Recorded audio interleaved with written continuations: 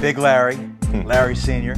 I feel a kinship with him. The original, he's actually the original, is that right? Yeah. The original. Yeah. I love this line about being at Indiana State. Yeah. He said I was the most famous Larry at Indiana State until Larry Bird showed up. So I feel a kinship with him. My fellow sports writer, Larry Fitzgerald Sr., legendary media figure. He must have told you that, legendary. Yeah, he wrote it down, legendary sports figure. Minnesota spokesman, recorder, which is a small, medium-sized, I should say, African-American primarily newspaper, and a radio host. So you got to tag along with him to Vikings games and practices and hockey games and baseball games and all that. Tell me your earliest memory of just going with your dad to work and being like, this is not what other kids are doing when they're with their dads at work. Seth, you have no idea. It was the coolest upbringing you could ever imagine. So, you know, we would go spend afternoons early in the day with Kirby Puckett and shag five balls out there, or catch infielders with Dan Glavin.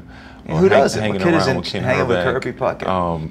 So we would come into the games, and my dad would sneak us into the press box entrance, and we would end up in the very top sections of the stadium. And by about the seventh inning, we were right behind home plate. You know, we knew the concession people to give us hot dogs and cotton candy. We had it good. And same thing at Timberwolves games, and going around and hanging out with Kevin Garnett to shoot around, and meeting Michael Jordan, and going to North Star games and hanging out with Mike Modano and meeting Wayne Gretzky. And then Vikings game, I was a ball boy, and I got to be right there on the sidelines. Some of the greatest years in Vikings history. You know, I went to the NFC Championship game in both 1998 and 2001, and I was right there. I got a chance to see all those games and be bumping shoulders with Michael Irvin and Jerry Rice and Barry Sanders, and it was an unbelievable experience. And a cool bonding experience, I'd imagine, with your dad, my goodness, right? It was great. You know, my dad used to always tell us, you know, these guys are here for a reason. They're here because they worked for this opportunity. Nothing in life is given. You know, you have to go out there and work for it.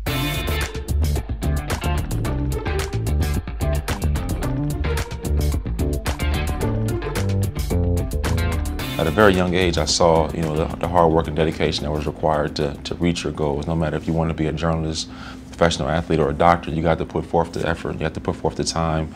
And you know, I really saw that, and you know, I really made sure I was going to do everything I had to make it. Well, I would imagine the ball boy experience with the Vikings. I mean, I think ball boy really understates what you did, not necessarily for them, but certainly with them. You know, Chris Carter and Randy Moss and Jake Reed. I know Chris Carter especially has been an important figure in your life. So you're spending your teenage years as you're becoming a pretty good football player in that professional environment. What was your number one takeaway from those years?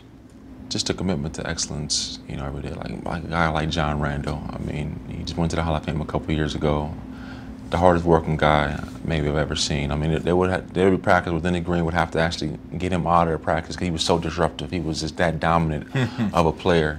And just to see him compete, and Randy Moss, how talented. I remember one day between two-a-days, you know, we were in the gym playing basketball, and he came in and was playing basketball and dunking the ball just between practices, two-a-days back in the day. And I mean, those kind of memories, they will last a lifetime. And Dennis Green out there letting me, you know, actually practice with the guys on Fridays when I didn't have school. I mean, those are times that I'll cherish for the rest of my life. That must have been pretty cool. I mean, you have this experience with Dennis Green, and he was on your dad's radio show all the time, and then he drafts you when he's the head coach of the Cardinals. Was that cool? Was that a little bit weird? Like, where did you fall in with that? I mean, I felt like a tremendous amount of pressure because I didn't want to let him down. You know, this is a man that gave me the opportunity to live my dream on two different levels. You know, the first job, he gave me my first job, and then he gave me my first real job. And you know, so I felt an extremely high amount of pressure to come out here and play well for him and give it my best to make sure I gave this team the great opportunity to win every single week.